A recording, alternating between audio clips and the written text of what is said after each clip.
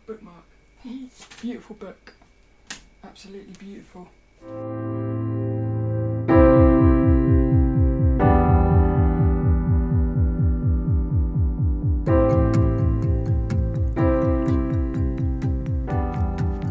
Hello, this is Sophie Lawson from sophielawson.com, and this is episode 75 of the So Free Art podcast, which is a little podcast that I do about the art and things. And this is episode 75, which means it's a celebratory episode, and to celebrate we're going to do nothing. It's quite funny. But little Dennis is here, and if you go on to youtube.com/Sophie Lawson, you can watch this podcast as a video. And I'm not sure how I'm going to do this, but today's episode I'm going to be taking a look at this book, which is called Steal Like an Artist by Austin Kleon. And this book is amazing. So I haven't structured this video, or I'm not going to structure this video. It's going to be a very random jumping about all over the book, really. But I think it might be quite good like that. And then in the future, maybe I'll do a proper structured review of it. But that's basically what I'm going to do. There is a little thing to celebrate. So last month, on the little newsletter, I gave away an issue of Graphite magazine, issue number 10, which is an amazing issue. But the person who won it, I don't think they checked their emails. I did email them, but they didn't reply to any of the emails. So after 28 days, it gets put into oblivion or something. But what I'm going to do is I'm going to give this away on this episode. So if you want this magazine, and it is really a beautiful magazine, if you're into art, if you're into looking at art or how to get better, this is a beautiful magazine. So if you want to get this magazine, all you got to do, you'll get a fresh copy, which is over there. All you got to do is just leave a message anywhere on either the video in the comments, send me an email at sophielawson.com/contact or sophie@sophielawson.com. Just say that I want the magazine, and what I do is next week, if anyone's left a message, then I'll pull out a random name. Well, Dennis will pull out a random person to win it. If nobody leaves a message, I'll just keep running it until somebody does. So I don't expect to get lots of messages. So if you really do want this magazine, I would say just put your name in, because you'll probably get it. It's quite funny because there's a little audience. Yeah, not many people leave messages, so you'll have a good chance of winning that, and I think you will love it. So that's basically that. I think it's time to get into the episode. So I'm going to be looking at this book, which is Steal Like an Artist by Austin Kleon. 10 Things Nobody Told You About Being Creative. He's also got a second book, which is called Show Your Work, 10 Ways to Share Your Creativity and Get Discovered by Austin Kleon. I haven't read that one, but what I did was this week I had a massive journey up to Brighton and back. So when I got to Brighton, I was sat in the bus station for about an hour and a half, 2 hours. It was 2 hours, and I managed to read this book from front to back, whilst at the same time taking notes. So this is a very easy book to read. Very it's not gonna take ages to read it, but I wrote it down here somewhere. It's one of these books I feel like you could read a million times and still keep getting stuff out of it. So I'll have a look at the book in a minute properly, but what I'm going to do is I've wrote some little notes down here. So I'm just gonna basically read out what I've said about this book and then take it from there. So what I've put is, I've said this is going to be a very organic video, not structured. What I said was, this is a super simple book, but it's super inspiring because the whole book is in black and white. The whole book is just black and white. There's no There's a little bookmark there. One of my Sophie Lawson bookmarks. But like I said, it's a very simple book, and that is what makes it, I think, so beautiful. It's got little images dotted about throughout the book, but they're very just, like I said, simple. And the chapters, it's just like a big black page with white text. So the whole book is black and white. Yeah, super simple but super inspiring. And that's the main thing about that book, really. This is why I think it'd be a really good book to keep reading. Yeah, I've said here, I think every artist should read this book. I think every artist should read this book.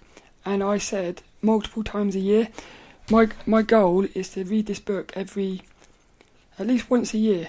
I'm going to get this book out and read it, because it's such a quick read. It's like you could just read it in a day sort of thing. But I came away from it thinking, wow, he makes it sound so simple to be creative and stuff, because it is. So I'll talk about that in a minute, but I've put here a lot of things I thought were bad he says is positive. Yeah, like he says obscurity, like not having many people looking at your work and stuff, is actually a positive, because it means you can do anything. And Sean McCabe on Sean West, there's a couple times I'm going to talk about Sean McCabe, because he mentioned once that, like, when you haven't got, say, many people leaving likes and stuff on your work, say on Instagram, you really want to get more likes, but then when you get more likes, he said you're gonna sometimes wish you didn't have as many likes, because when you have loads of likes and stuff, there's going to be a sort of a pressure there. And that's what he talks about here. He says when you haven't got like obscurity, you can basically do whatever you want. But the thing is, I think even when you have got a lot of likes and stuff, I think you can still do whatever you want. It's just you start believing you can't, because I've got a little bit of that I can relate to. Well, even now I'm going through it, because on my little newsletter, I'm in the process of, I've even created little images in here. I'm in the process of turning it into fully focused on art.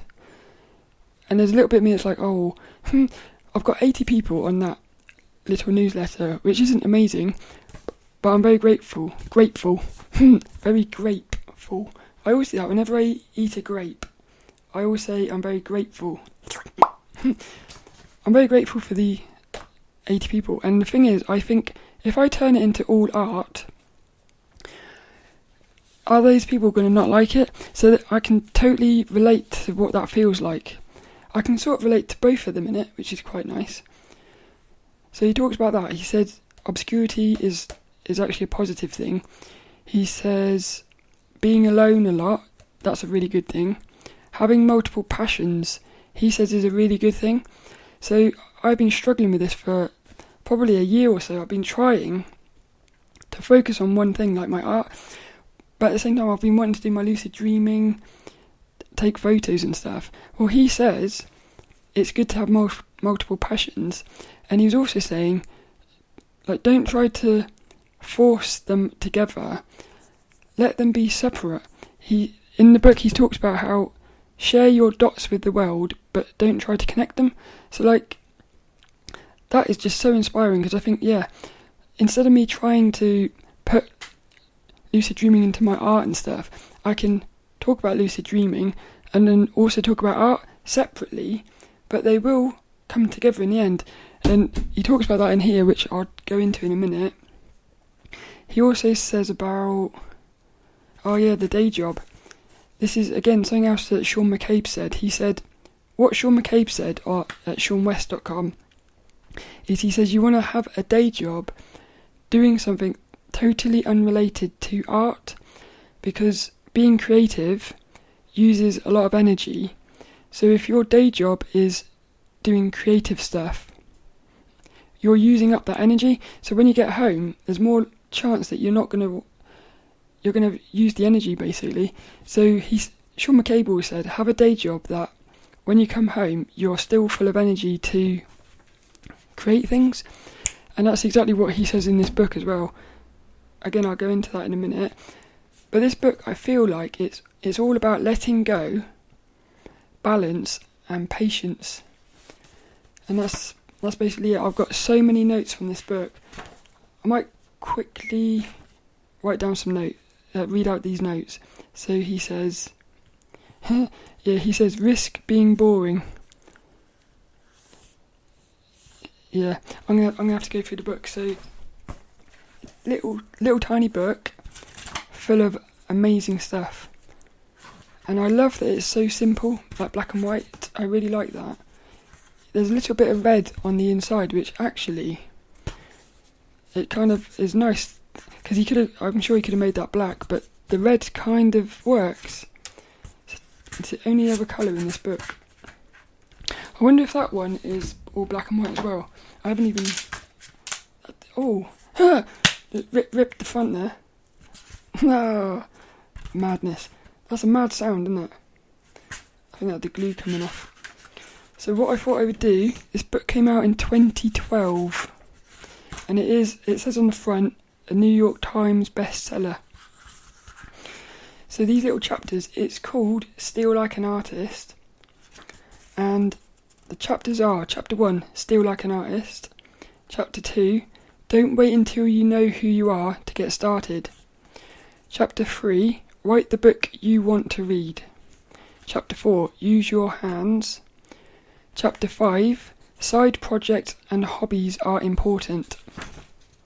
Chapter 6, The Secret, Do good work and share it with people. Chapter 7, Geography is no longer our master.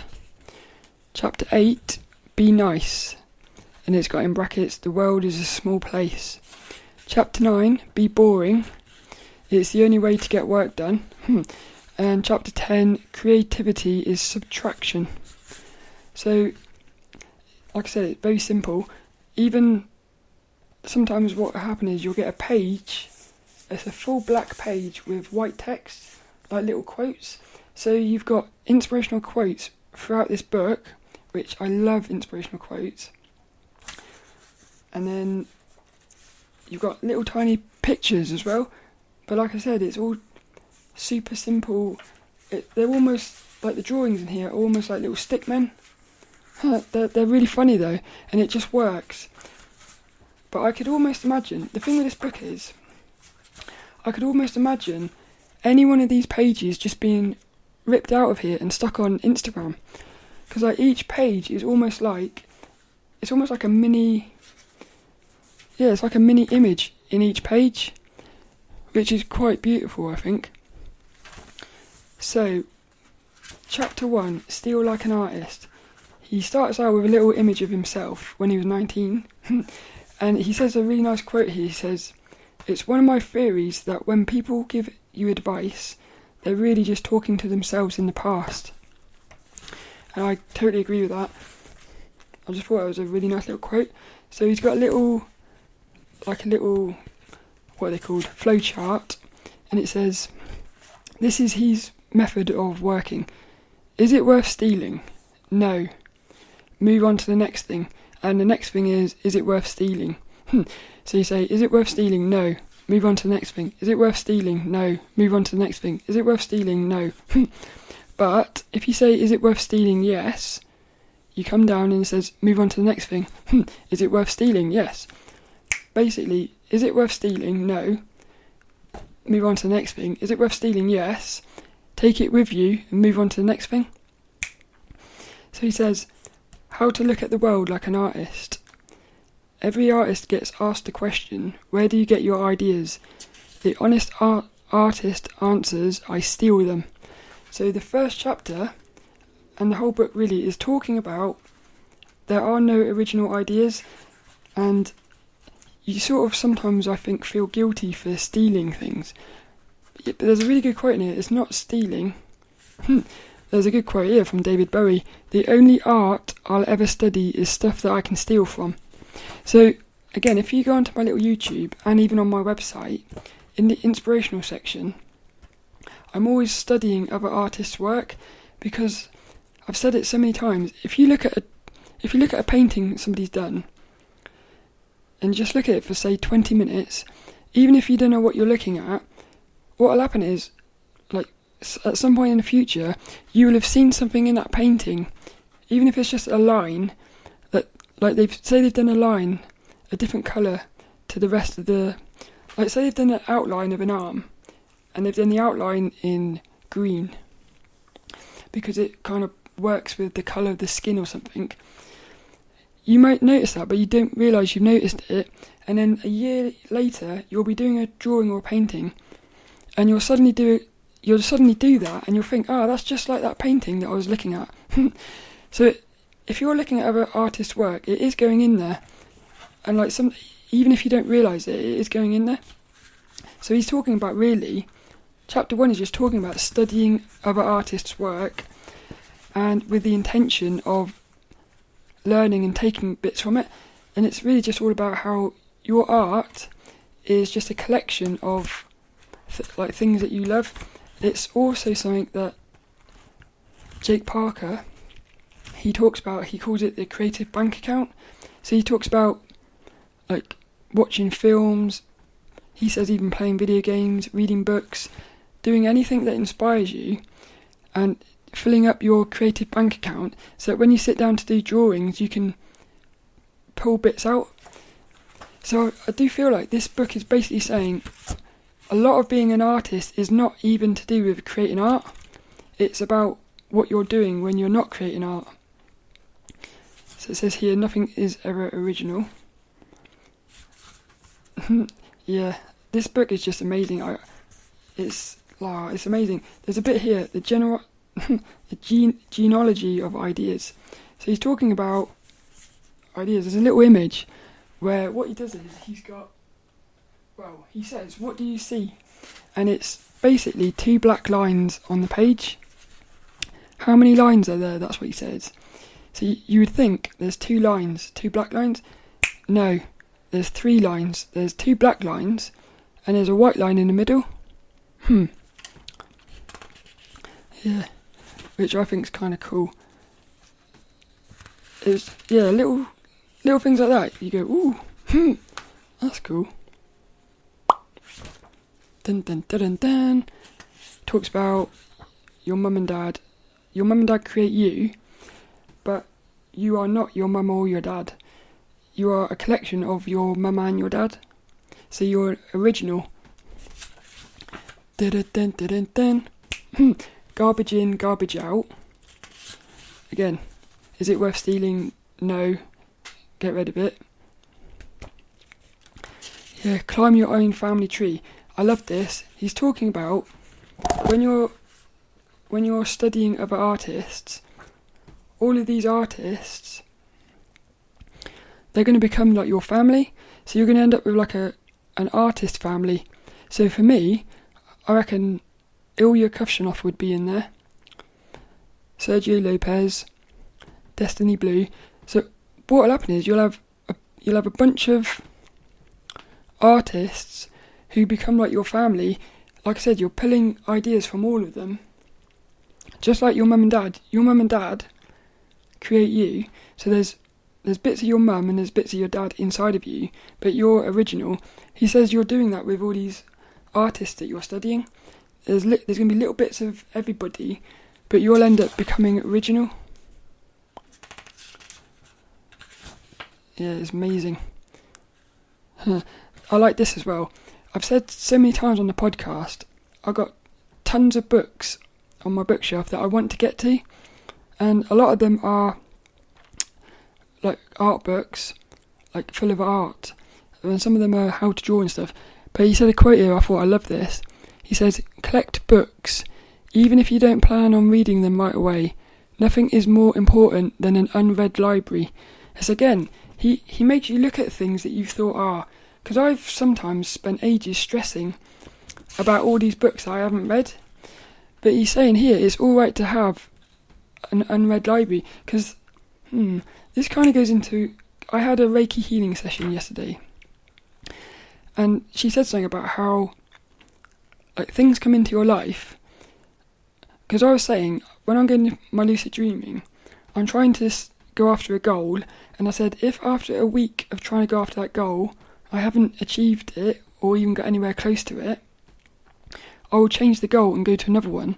And then a month later, I'll try that goal again, because it might be that at that point in my life, I'm not ready for that goal. And this kind of makes me feel like this. The reason it's good to have an unread library is because it might not be the time to read the book, but if you've got the library there, full of all these books, when the time is right, you'll read it. So I thought that was quite cool. Chapter 2, don't wait until you know who you are to get started. I like this as well. Make things, know thyself. It says here, you're ready, start making stuff. You might be scared to start, that's natural. There's this very real thing that runs rampant in educated people. It's called Impostor Syndrome. Love this as well. I've highlighted this a little bit because so many times I've said, I'm watching all these artists on videos on YouTube, really successful artists, and it's not just artists, it's everybody. I start to realise nobody knows what they're doing, because that makes me, again, it inspires me, because I think, well, nobody knows what they're doing, so it's alright for me to not know what I'm doing. And it says here, guess what? None of us do, because he's talking about how, ask anybody doing truly creative work and they'll tell you the truth. They don't know where the good stuff comes from. They just show up to do their thing every day. But he talks about how he's basically talking about imposter syndrome. And it says here, fake it till you make it. The stuff here, it's going into some of it's going into philosophy and stuff. It's amazing. Yeah. Another way, fake it till you make it, right? And then he says, there's 2 ways to read this. 1, pretend to do something you're not. I can't say that word. Pretend to be something you're not until you are. Basically, fake it until you're successful, until everybody sees you the way you want them to. That kind of goes in with these affirmations. You keep saying it, you become it. The second one is pretend to be making something until you actually make something. Again, it's so simple, but I feel like it's so powerful. And then he says, start copying. Start copying what you love. Copy, copy, copy. At the end of the copy, you will find yourself. That's from Yoji Yamamoto. And I actually had that quote on one of these podcasts before. Yeah, I love this. Again, sort of philosophy type thing. It says, the human hand is incapable of making a perfect copy. Which is why it's amazing to copy other artists. Because even if you tried your absolute best, there would be something about the copy you've done which would be different.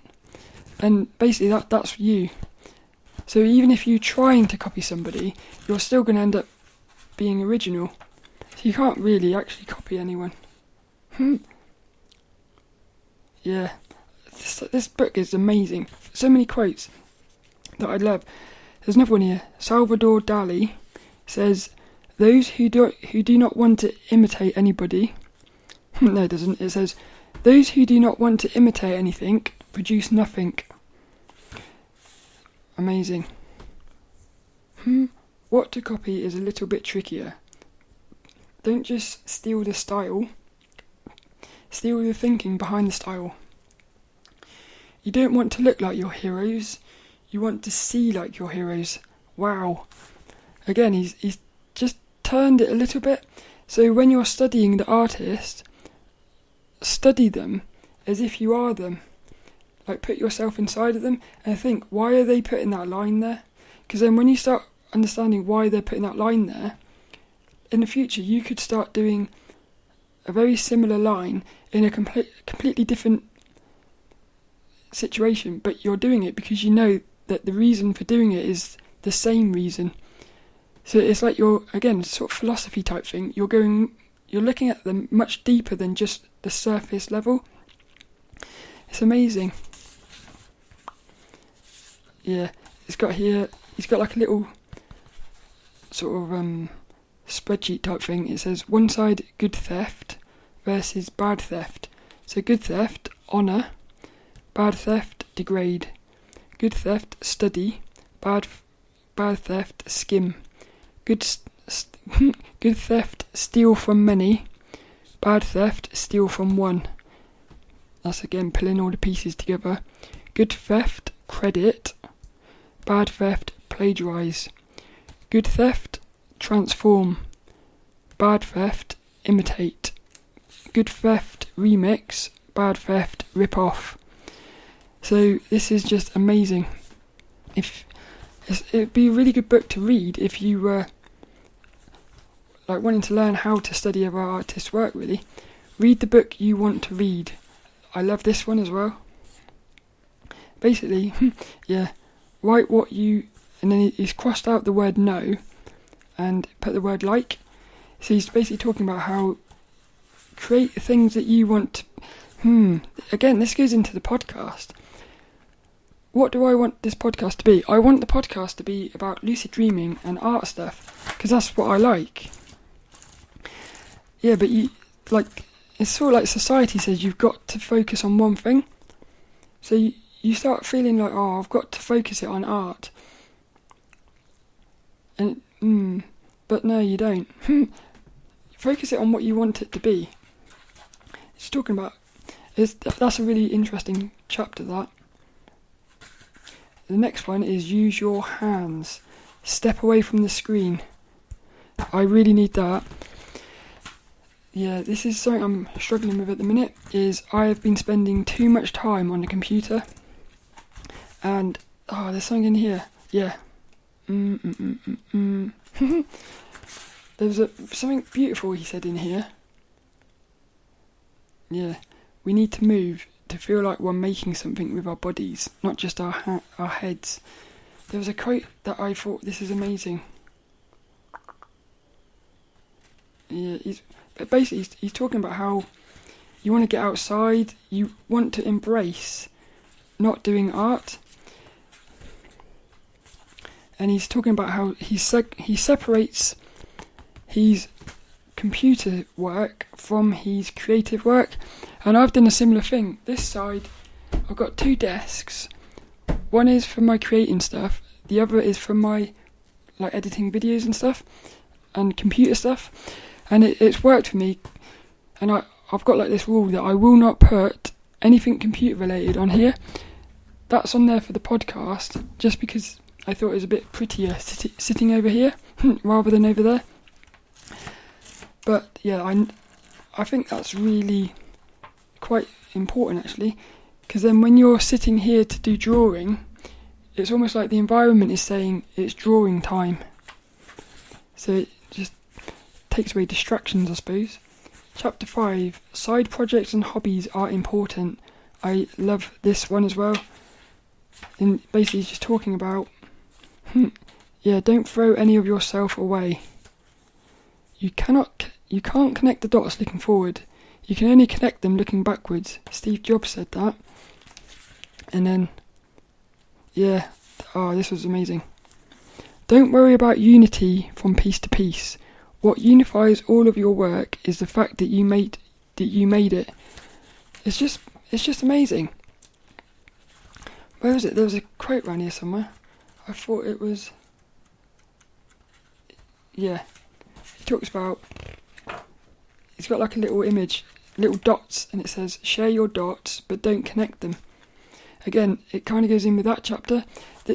This is the thing with this book. Everything relates to everything. So you'll read something in one chapter, you'll read something else in a later chapter, but that thing that you've read in the later chapter will make the bit you read in the earlier chapter a little bit more, have more meaning, I suppose. Because he talks about how, chapter 6 is the secret. Do good work and share it with people. But that good work doesn't just have to be art. This is the thing. He talks about, I'm saying create photos and share them. Create your art and share them. it all comes together in the end. It all comes together in the end. But he does say in here, this is where he talks about, in the beginning, obscurity is good. He says here, he talks about playing a guitar or something. And he says what he does is he plays his guitar, but it's just for him. So he doesn't share that with anyone else. It's just for him, just to go let it all out, really. But what he says, which I love, is even though when he's playing his guitar, it's just for him, he says when he's creating his art, the fact that he's been playing the guitar comes into his art. So he knows it's really important. And he talks about how a lot of people have said,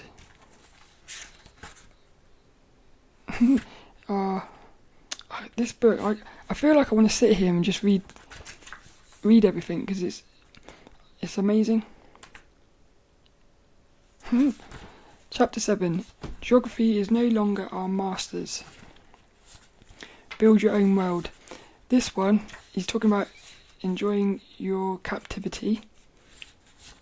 So he's talking about how it's good to basically have a bit of solitude out with nature and stuff. But he's talking about how, like, with the internet, you can find people online and stuff. Chapter 8. Be nice. The world is a small town. I've got these two little... If somebody came up to me and said, what is the meaning of life? I've got two things which I think is all we've got to do. One is be nice, and two is to do your best. And you can use those two things for anything. No matter what you're doing in life, all you got to do is remember to be nice and to do your best. So if somebody throws abuse at you, all you've got to do is be nice. So don't throw the abuse back, and do your best. So you might be inside really wanting to cry and do something horrible, but just do your best to learn from it, really. So no matter what is going on in life, be nice and do your best. So he talks about basically just being nice. Make friends, ignore enemies. There's only one rule I know of. You've got to be kind. Kurt Vonnegut, he said that. Yes. Yeah, I'm laughing because it's fun, this book. You will need curiosity, kindness, stamina, a willingness to look stupid. Yes. And yeah, this is a really good chapter. Complain about the way other people make software by making software. Yes. In other words, just crack on. Like I said, he makes it sound so simple, because it is. Yes.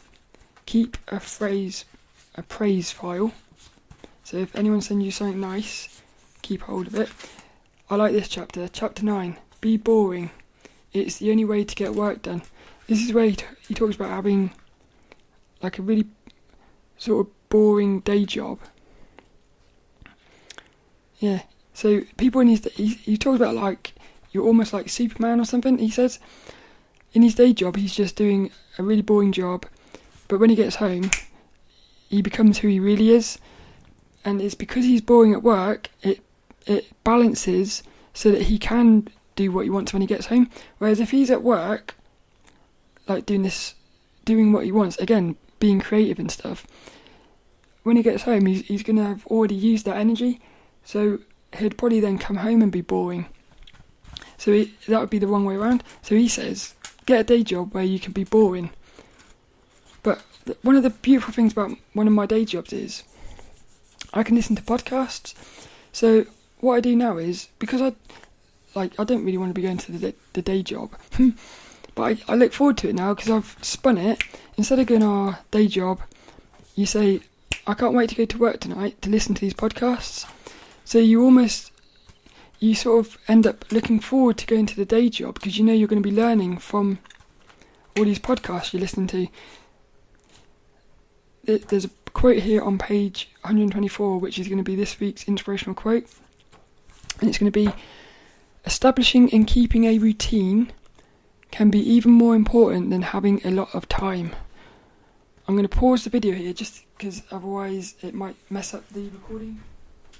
Yeah, so that little quote, that really hit me, because I was actually talking to somebody about this. So I had a day job, like, was it 5 years ago? I quit a job of 12 years, and this job was 8 hours a day. I had only 3 hours a day at home, really, unless I started sacrificing sleep. So I had way less time than what I've got now, but I was producing way more. And it's because back then I had these massive routines, and it was just like proper structured. So whereas now, because of these, I shouldn't really blame it. One of the things I said in my automatic writing is I've got to stop making it, because I keep blaming this day job for a lot of things. But it's almost like he says in here, instead of blaming things, just get on with it. And that's like my automatic writing's been telling me. But one of my day jobs is a night job, which it throws everything out of balance, and that is one of the reasons why I've been struggling to get like a solid routine going at the minute. Yeah, but like what it did was, I was talking to somebody the other week, and I just realised that routine is way more important than time, and it's basically what he says here. Inertia is the death of creativity. It's an amazing book. He talks about creating a little calendar thing where you don't focus on creating loads of stuff. You focus on creating something every day, and then you put a little cross, and then the only thing you have to do, he talks about it come from somebody else, Jeremy Seinfeld. He had a calendar method. So what he did was all he had to do was create a joke, because he's a comedian. All he had to do was create a joke every day, and every day he did it, he put a little cross. And he talks about it here. Your goal becomes every day create something. So even if you've only got 10 minutes, you can still do a little sketch, and that would be a cross. So like I said, this book is talking about so many things. It's such a little book, it's talking about so many things. I can tell that he's put this book together, he must have spent ages, like, sort of distilling what he wanted to say into little bite-sized things, because it's just so much wisdom in this book. But he's just condensed it into little sentences, which again is why I feel like each page could become an Instagram image. It's cool. Keep a logbook. I do that every night. I write down, because one of my things is improving my social skills. Every night, before I go to bed, I say, what was a social situation where I was worrying, or that didn't go so well? So if I had a negative thought in my head in the social situation, I write it down, but I'm not judging myself. I said, like for instance, I might say, I felt uncomfortable around these two people when they were talking. I then say, why is that? I try to work out why, but at the end of the day, the main thing I'm really doing is listing positive things. But I also want to say some of the negative things, because I think you can learn from it. It goes into, it kind of goes into Robert Wagner, go towards the energy. Because it might be that negative experience is where the energy is. And if you go towards it, you're going to learn the most out of that. But it's really hard, because you don't want to look at a negative experience and turn it into more negative. So as long as you look at it as if you are an observer, again, like in a lucid dream, you're observing yourself in the dream sometimes. You almost have to look at yourself as an observer and try to work out why you're doing something that's not so positive. And that's like basically how you can learn from it. But it's just a little logbook. I just use a cheap little diary from the pound shop, and I scribble on it. And he says here, he talks about the importance of it. Yes. It's amazing. There's a little quote I wanted to find. A logbook isn't necessarily a diary or a journal. It's just a little book in which you list the things you do every day, what project you work on, where you want to launch, what movie you saw. Yeah, it's much easier than keeping a detailed diary, and you'd be amazed at how helpful having a daily record like this can be, especially over several years. Definitely, because I've been doing it for 3 or 4 years now, and well, a few months ago I actually started going through my old ones, and it's amazing. You'll go through it and you'll see something, and like for instance, it might say in a social situation, it might say, I struggled talking to somebody, and now you look at it and you think, wow, like these years later it's super simple for me to talk to that person. So what it does is you're seeing progress, because at the time that felt really scary, and now you know it's not. So what happens is you then come back to your current logbook, you'll look at something that you're struggling with and you'll think, wow, in a year's time I'll be able to look back and I won't be struggling with that anymore. But the only way to sort of stop struggling with something is to understand why you're struggling with it. And this is why I love writing, because when you're writing, you find so much stuff about yourself from writing. And like a logbook, what he calls a logbook, I've always called it a little journal thing. That is probably the easiest way to do it, and there's no pressure. Mine is the messiest thing ever, like scribbles. That's one of the reasons why I stopped using the Passion Planner, because that Passion Planner is super beautiful, but I found that I couldn't actually use it, because it was like, the way I like to do my to-do list and stuff is super scribbly and messy. So like there's this Passion Planner, I was trying so hard to make it beautiful that it almost like I was spending an hour filling out this Passion Planner, and I thought, no, I don't like this. I'd rather spend 5 minutes scribbling, because it's not, I didn't want the Passion Planner to become a to-do list item, that's not good. That's quite funny though, because what it made me realise was the system I already had, which was this scribbling out all the highs and lows from each day at the end of each day, and writing to-do lists on scraps of paper. I realised, you know what, that's good enough. It's actually better for me than having a Passion Planner. But I'm glad I had the Passion Planner, because I learnt from it. So the final chapter, chapter 10, is creativity is subtraction. Choose what to leave out. In this age of information abundance and overload, those who get ahead will be the folks who figure out what to leave out, so they can concentrate on what's really important to them. Nothing is more paralysing than the idea of limitless possibilities. The idea that you can do nothing is absolutely terrifying. Talks about basically simplifying stuff. This was really cool. He gives little examples of what he's talking about. One of them was Dr. Seuss. And he talks about how Dr. Seuss was writing a book. His editor, as a little joke, said to him, I bet you can't write a book with only 50 different words. So Dr. Seuss ended up writing a book only using 50 words. He limited himself, and it ended up becoming one of the best-selling children's books, Green Eggs and Ham. So he's like talking about how having limits is actually, it's weird, because you think if you limit yourself, you think you're going to be limiting yourself, but when you start limiting yourself, somehow it's the opposite. It's like a paradox. Yeah, by limiting yourself, you end up being free. It's weird. That's basically it. And then right at the very end, what now? He's got like a little checklist thing. It says, take a walk. Something I love about this book is he's really embracing balance in life. It's not one of these books where it's saying, focus on your art and let everything else go to like mess up everything else. Basically, you need everything in your life to get better art.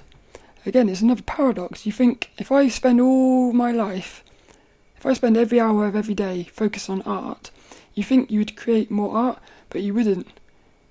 You actually create more art by doing less art. Funny.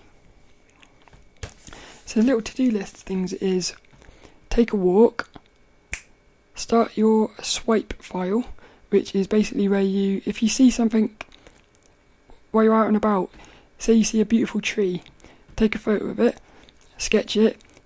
If you hear a conversation you think say somebody's talking and if you think that's quite funny what they said, write it down. Basically, swipe stuff from life. This is why he's talking about getting outside and stuff.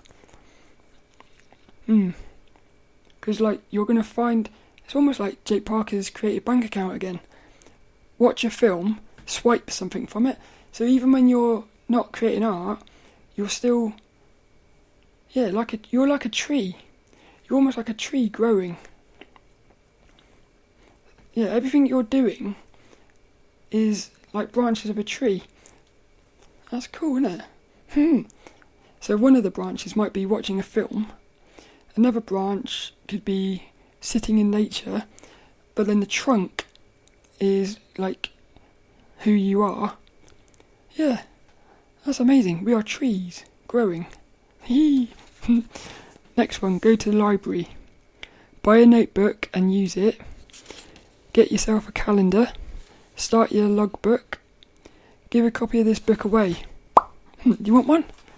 Send me a message and you can have one. Oh, I dropped my book. You can have that one because I've ripped it. No. Actually, do you know what? Yes. Send me a message and you can have a book. The first one. Only the first one. Start a blog and take a nap. I like that. The importance of sleeping. It's even got like a page recommended reading, which I think is really nice. And then, yeah, it says here, some advice can be a vice. Feel free to take what you use and leave the rest. There are no rules. And then it says, tell me what you think or say hello at austinkleon.com, Kleon. And then at the back it's got loads of tiny little images of things that he left out, which he calls deleted scenes. And that's basically it. So, shall I rip the back page as well just to make it the same?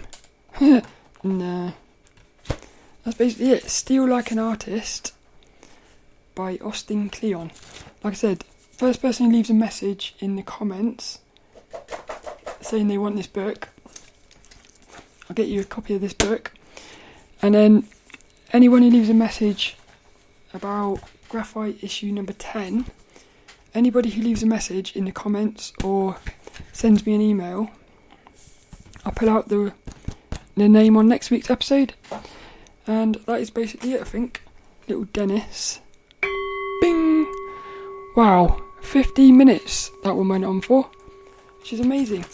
Such a little book, and there's so much to say. And I feel like I didn't say anything, because I was looking at these pages thinking, sometimes I stopped talking because I was thinking, I really wanted to talk about this, but I thought I can't talk about that as well. Like I said, I just want to talk about this book so much, and I think the best thing I can say about this book is just get it. If you're even if you're not an artist really, I would say get that book, because no matter what you're doing, I think he even said that in the book. He started writing this book for artists and he realised that the rules apply to everybody. So it doesn't matter what you're doing, you're going to learn something from this book, I think. And hopefully the other one, Show Your Work, 10 ways to share your creativity and get discovered. Hopefully this one will be just as good. Maybe I'll try and read that for next week's episode, because it's probably, I've just flicked through it and yes, it is set out exactly the same. So everything's black and white. I love that. That's basically it really. I hope you enjoyed that. It was episode 75. 75. So it seems as you made it to the end, I'm going to say something. I've created some little bookmarks which I think are quite nice. Use little Sophie. Very simple. This one's just like a test one. But I'm going to create a load of these, I think. Different coloured ones with little inspirational quotes on them.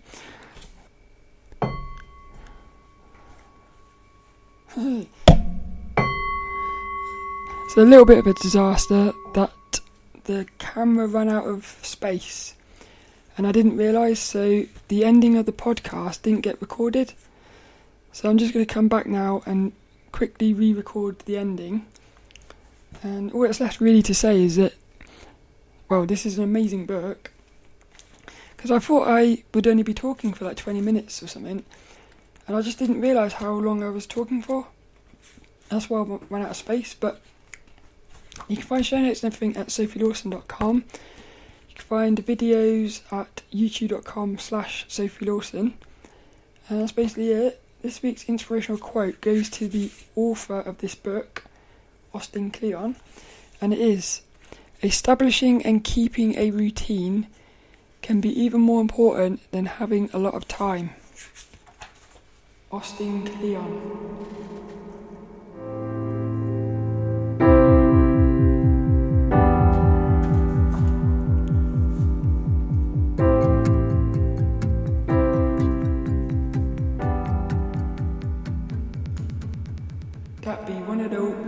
That be one of them there beautiful books. I reckon this would be one of my all-time favourite art books, to be honest.